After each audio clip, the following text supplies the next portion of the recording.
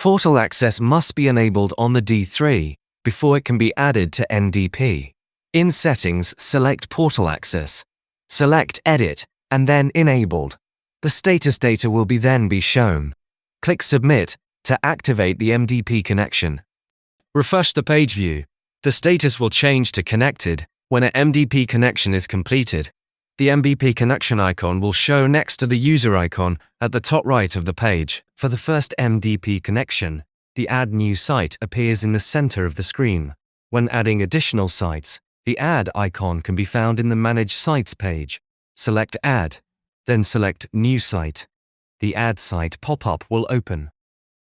Add a name and location for the site. A logo can be added if desired. Save changes to create the site. The site detail page will open. Other videos cover this page in more detail. Click Manage Sites in the main menu. The sites list will be shown. On the site list, select the Relink D3 icon. The link window will open. From the Portal Access page on the D3, select the Copy Site Key icon. Paste this key in to the link site pop-up on MDP.